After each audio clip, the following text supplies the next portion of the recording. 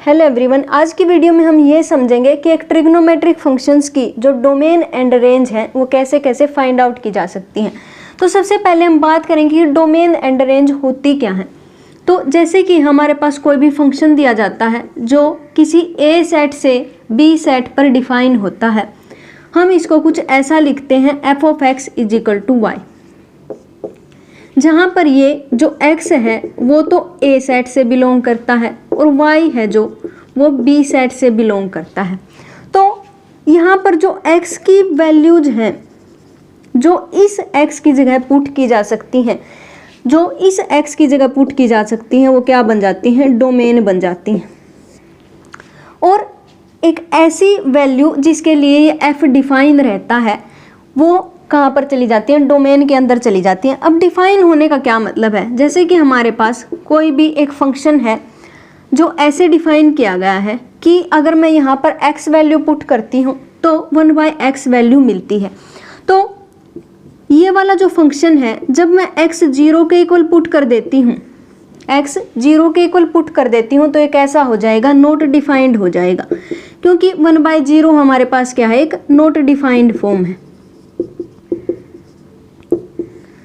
तो इसका मतलब यहाँ पर x की वैल्यू 0 नहीं हो सकती। अगर 0 नहीं हो सकती तो इसका मतलब ये x इज इक्वल टू 0 इसकी डोमेन के अंदर भी नहीं आ सकता। इसकी डोमेन क्या रहेगी, रियल नंबर -0।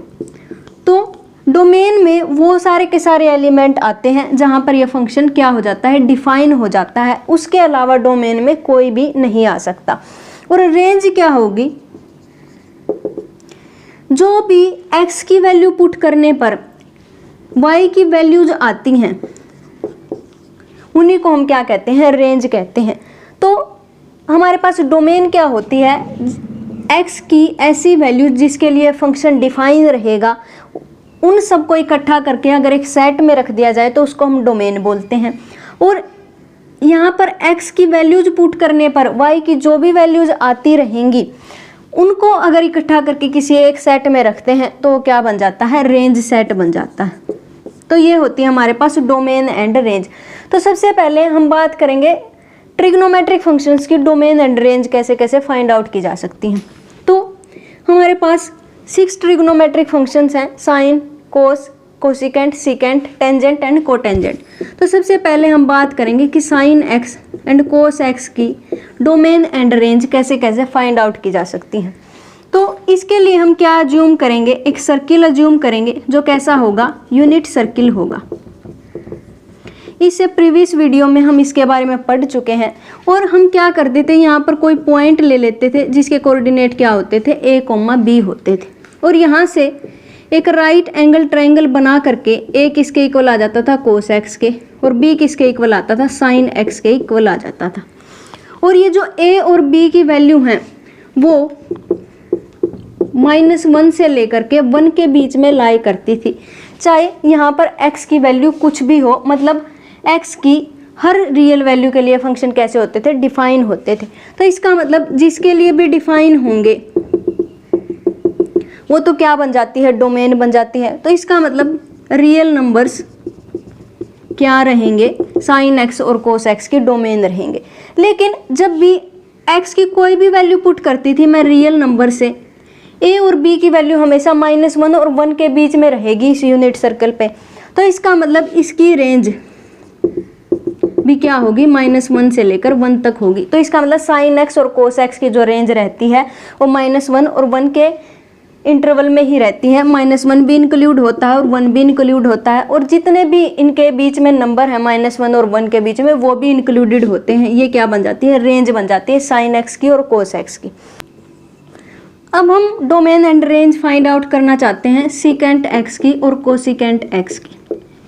जो सीकेंट एक्स होता है वो किसके इक्वल होता है, 1/cos x के इक्वल होता है। तो इसका मतलब इसकी डोमेन क्या होगी, वो सारी की सारी वैल्यूज x की जहाँ पर ये सीकेंट एक्स डिफाइन हो जाए। लेकिन जब भी मैं x is equal to 2n+1 into π/2 odd multiple of π/2 put करती हूँ इस x की जगह, तो क्या बन जाता है, ये cos x 0 के इक्वल हो जाता है। और 0 के इक्वल होते ही ये कैसा बन जाएगा, नॉट डिफाइंड बन जाएगा। तो इसका मतलब इसकी डोमेन में कौन नहीं आ सकता, सारे के सारे ओड इंटीग्रल मल्टीपल नहीं आ सकते π/2 के। तो इसका मतलब इसकी डोमेन क्या रहेगी, r minus odd integral multiple of π/2। अब बात करते हैं कि इसके रेंज को कैसे कैसे फाइंड आउट किया जा सकता है। तो हम क्या करेंगे, फिर से वही यूनिट सर्किल जूम करेंगे। यहाँ पर मैं मान लेती हूँ AB पॉइंट है और यहाँ पर अगर ये यूनिट सर्किल है तो ये क्या बनेगा 1,0, ये बनेगा 0,1, ये है -1,0 और ये है 0,-1।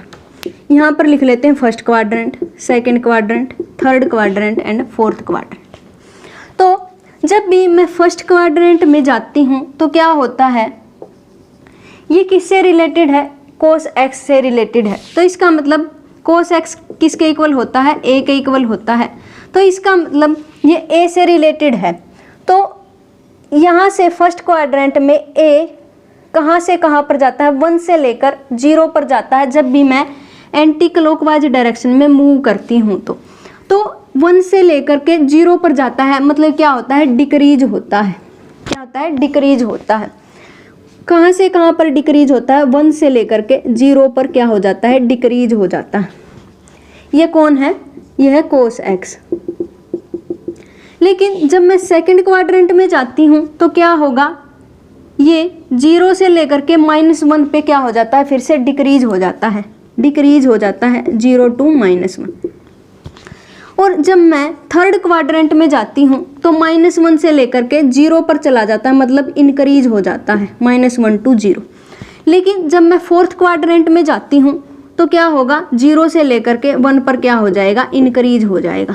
तो इसका मतलब जो सेकेंड x है वो किसके इक्वल है, 1/cos x के इक्वल है। इसका मतलब जहाँ जहाँ पर cos x इंक्रीज करेगा वहाँ ये कैसा होना चाहिए, डिक्रीज कर जाना चाहिए। क्योंकि जैसे कि 3 है, अगर मैं 1/3 करती हूँ तो क्या हो जाता है, डिक्रीज हो जाता है। और हमारे पास 1/3 होता है तो क्या बन जाता है, 3 बन जाता है, मतलब इंक्रीज कर जाता है उसका रेसिप्रोकल करने पर। तो सेकेंड x जब cos x डिक्रीज करेगा तो इंक्रीज होगा, ये इंक्रीज करेगा तो ये डिक्रीज होगा। तो इसका मतलब सेकेंड x कैसा बनेगा, फर्स्ट क्वाड्रेंट में ये क्या करता था, डिक्रीज करता था, डिक्रीज करता। तो इसका मतलब ये क्या करेगा, इंक्रीज करेगा। इंक्रीज भी कैसे करेगा, 1/1 और 1/0। 1/0 क्या होता है, इन्फिनिटी। तो 1 से लेकर के इन्फिनिटी पर क्या करेगा, इंक्रीज करेगा। और यहाँ पर क्या करता है, डिक्रीज करता है cos x। तो इसका मतलब सेकेंड x क्या करेगा, इंक्रीज करेगा। और इंक्रीज भी कैसे करेगा, 1/0 to -1। मतलब यहाँ पर अब इन्फिनिटी से -1 पर इंक्रीज नहीं कर सकता, क्योंकि यहाँ पर 1 है, यहाँ पर -1, यहाँ पर -इन्फिनिटी और यहाँ पर इन्फिनिटी। तो इसका मतलब इन्फिनिटी से -1 पर इंक्रीज नहीं कर सकता, तो क्या करेगा, डिक्रीज करेगा यहाँ। तो इसका मतलब इंक्रीज करना है तो क्या करना पड़ेगा, यहाँ पर -इन्फिनिटी अज्यूम करेंगे हम, -इन्फिनिटी से लेकर के -1 पर क्या करेगा, इंक्रीज करेगा। अब थर्ड क्वाड्रेंट में आते ही क्या होगा, ये cos x तो क्या करेगा, इंक्रीज करेगा, लेकिन ये जो सेकेंड x है उसको क्या करना पड़ेगा, डिक्रीज करना पड़ेगा। तो इसका मतलब -1/1 से लेकर के 1/0 का इंटरवल बनेगा। लेकिन अब अगर इसको डिक्रीज करना है, -1 से लेकर के इन्फिनिटी पर डिक्रीज नहीं कर सकता, तो इसका मतलब ये क्या बनेगा, -इन्फिनिटी बनेगा। तो ये कहाँ से कहाँ पर डिक्रीज करेगा, -1 पर, ऐसे इंटरवल आएगा। अगर मैं फोर्थ क्वाड्रेंट की बात करती हूँ तो फिर से क्या करना पड़ेगा, सेकेंड x को डिक्रीज करना पड़ेगा। और डिक्रीज कैसे, 1/0 से लेकर के 1/1 तक, मतलब इन्फिनिटी से 1 की तरफ डिक्रीज करना है तो कुछ ऐसा इंटरवल बनेगा। अब मैं रियल लाइन कंसीडर करती हूँ, यहाँ पर 0, यहाँ पर 1, उस तरफ जाऊंगी तो प्लस इन्फिनिटी, यहाँ पर -1, उस तरफ जाऊंगी तो क्या बनेगा, -इन्फिनिटी बनेगा। अब पहले क्वाड्रेंट में सेकेंड x की वैल्यू क्या रहती है, 1 से लेकर के इन्फिनिटी पर जाती है, और सेकेंड क्वाड्रेंट में -1 से लेकर के -इन्फिनिटी पर, मतलब यहाँ पर जाती है। फिर थर्ड क्वाड्रेंट में -1 से -इन्फिनिटी, और फोर्थ क्वाड्रेंट में 1 से लेकर के इन्फिनिटी पर रह जाती है। तो इसका मतलब इसकी रेंज में ये वाला हिस्सा तो आया ही नहीं, तो इसका मतलब सीकेंट एक्स की रेंज क्या रहेगी, इसकी रेंज रहेगी ये यूनियन 1 से लेकर के इन्फिनिटी। अब इन्फिनिटी पर क्लोज इंटरवल नहीं कंसीडर कर सकते क्योंकि इन्फिनिटी हमारे पास कोई भी नंबर नहीं है, इसका मतलब है हम increasing in the positive direction, and इसी तरीके से -इन्फिनिटी क्या है, decreasing in the negative direction. तो ये होगी हमारे पास range of the secant x. अब अगर मैं कोसिकेंट एक्स की domain and range find out करना चाहती हूँ तो क्या करूँगी, इसको 1/sin x के इक्वल मान लूँगी। तो ये अब कहाँ पर डिफाइन नहीं होगा, x की ऐसी वैल्यू जहाँ पर sin x क्या हो जाए, 0 हो जाए, और sin x कहाँ पर 0 होता है, n पाई पर 0 होता है, मतलब इंटीग्रल मल्टीपल ऑफ पाई पर ये क्या हो जाता है, 0 हो जाता है। तो इसका मतलब कोसिकेंट x की डोमेन में कौन नहीं होगा, इंटीग्रल मल्टीपल ऑफ पाई नहीं होंगे। और इसकी रेंज के लिए हम क्या करेंगे, हम ये देखेंगे इसी तरीके से कि किस क्वाड्रेंट में sin x इंक्रीज करेगा, जिस क्वाड्रेंट में ये इंक्रीज करेगा ये डिक्रीज करेगा, जिसमें डिक्रीज करेगा ये इंक्रीज करेगा। तो इस तरीके से इसकी रेंज भी क्या बन जाती है, यही बन जाती है। तो सीकेंट एक्स की डोमेन क्या होगी, अगर मैं रियल नंबर में से odd integral multiple of π/2 minus कर देती हूँ, वो इसकी क्या बन जाते हैं, डोमेन बन जाते हैं, रेंज ये होगी।